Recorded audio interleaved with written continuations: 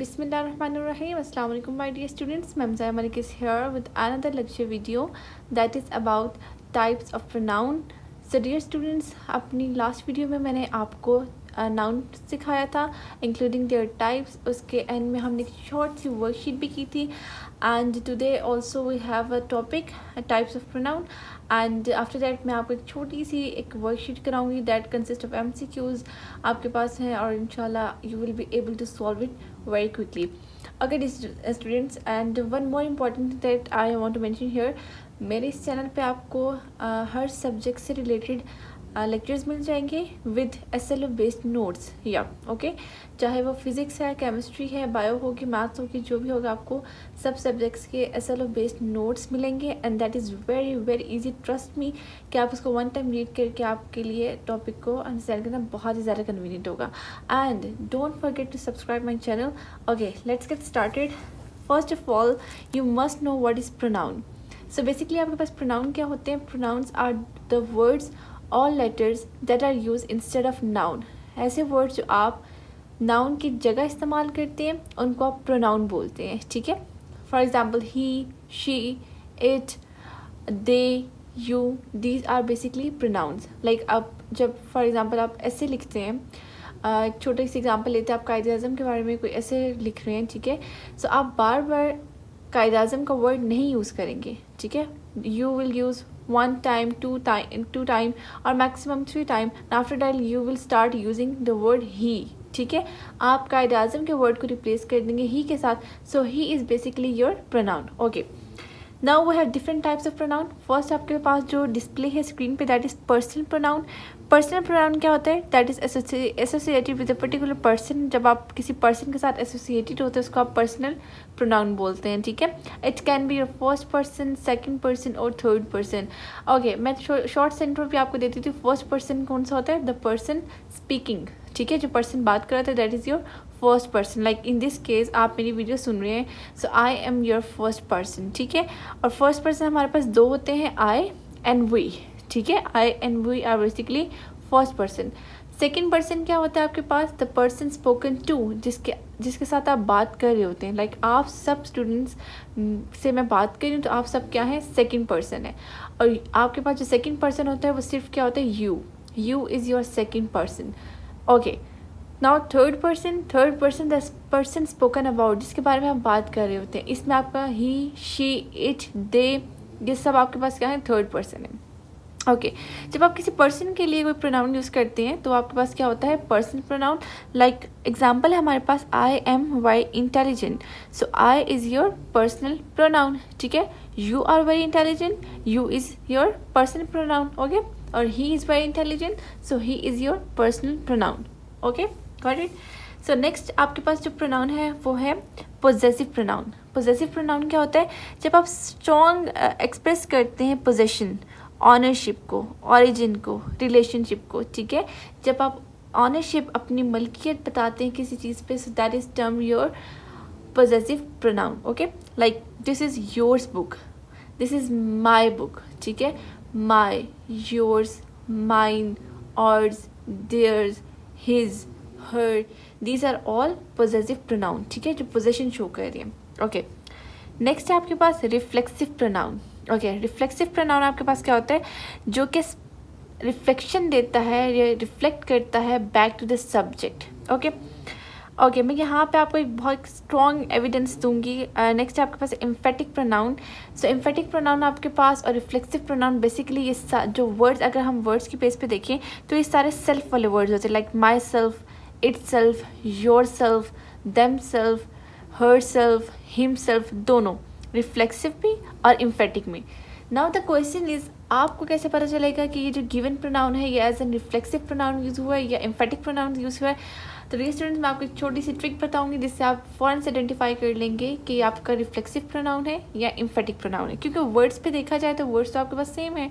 ठीक है, तो सेकेंड बात क्या है? हमने देखना है इसका यूज़. ओके, आपके सामने एक सेंटेंस गिवन है, दोनों एग्जाम्पल मैं इसको रीड करूँगी. I will do it by my self. एक आपके पास एग्जाम्पल ये है, next at the valley itself is very beautiful.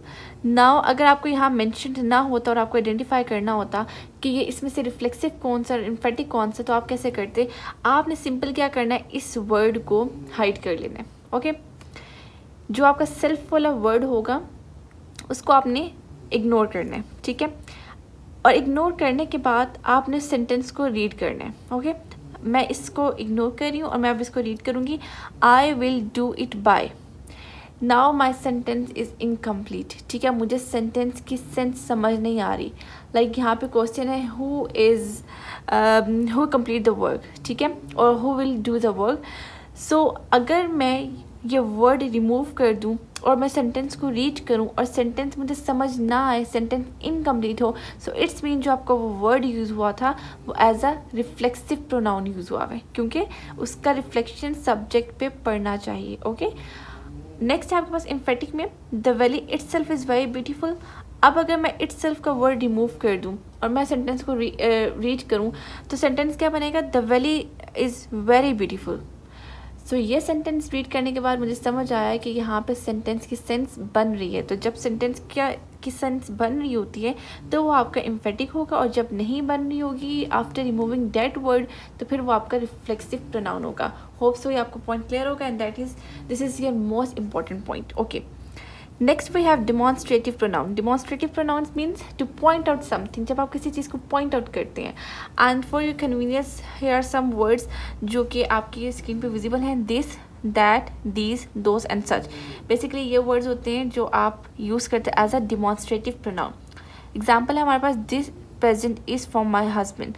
Now this word is demonstrating. Okay, next pronoun है हमारे पास distributive pronoun. Okay, distributive pronoun refers to the person or things that are at the same time, like each, either, neither, any, none, anyone. So basically इस तरह के words आपके क्या होते हैं? distributive pronouns होते हैं। like each of men received a award. so each word is basically distributive pronoun.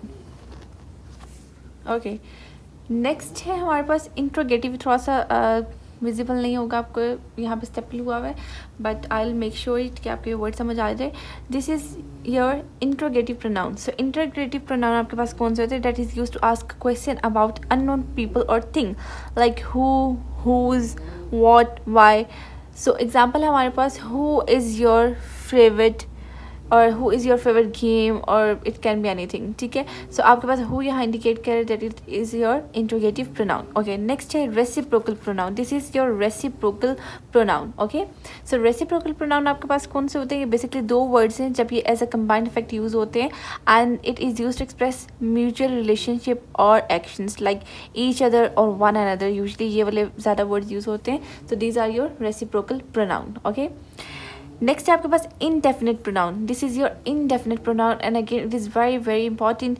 So it refers to the person or things in general way. जब आप जर्नली किसी चीज़ को रेफर करते हैं, रिप्रेजेंट करते हैं, एक्सप्लेन करते हैं, तो आपके पास क्या होते हैं? indefinite pronoun, like some, all, none, many, few, somebody, everybody, nobody, someone, everyone, no one। इस तरह के जो वर्ड्स होते हैं वो आपके क्या होते हैं? indefinite pronoun होते हैं। Okay okay, last but not the least one, so it is your relative pronoun. okay it is your relative pronoun, and relative pronoun refers to the noun going before. इससे भी ज़्यादा easy मैं आपको words बताऊंगी जो आपने memorize करने हैं। that is who, whose, which, that and whom. who, whose, which, that and whom, ठीक है। बेसिकली कि आपके पास 5 वर्ड्स हैं जो आपके पास क्या होते हैं? रिलेटिव प्रोनाउन होते हैं, और ये आपने बहुत अच्छे से मेमोराइज करने हैं, बिकॉज मैं आपको जो क्लॉजेज वाला लेक्चर जो मेरा होगा उसमें मैं ये पॉइंट रिकॉल करूँगी और मैं वहाँ पे ये पॉइंट यूज़ करूँगी। सो ये आपने इसको बिल्कुल भी भूलना नहीं है। And we have an example, this is a girl who works hard. So basically who यहाँ पे जो है वो आपके पास क्या है? रिलेटिव प्रोनाउन है। ये दो आइडियाज़ को कनेक्ट कर रही है, ठीक है, दो सेंटेंसेस को भी कनेक्ट कर रही है, तो ये आपके पास क्या होगा? रिलेटिव प्रोनाउन होगा। होपफुली आपको ये सारे प्रोनाउन समझ आ गए होंगे। Now let's dive into a worksheet. आपके सामने एक वर्कशीट डिस्प्ले है, ठीक है, और हम इसको डिस्कस करेंगे अभी। फर्स्ट है आपके पास सेंटेंस है, the project is mine. The project is mine. Now the mine word is for possessive pronoun. This is your possessive pronoun. Okay, next sentence आपके पास no one is perfect. So what is a pronoun in this sentence? No one. And which type of pronoun is it? It is indefinite pronoun. All right, it is indefinite pronoun. Next sentence, someone called you. Now again someone, it is going to be your indefinite pronoun. Generally आप represent करेंगे इस तरह के जो words होते हैं, that is your indefinite pronoun. Okay, next sentence, I myself claimed the accident. I myself claimed the accident. Okay, now here the word myself. अब मुझे चेक करना है एक दफ़ा कि ये ये रिफ्लेक्सिव प्रोनाउन है आपके पास या एम्फेटिक है. तो मुझे कैसे पता चलेगा?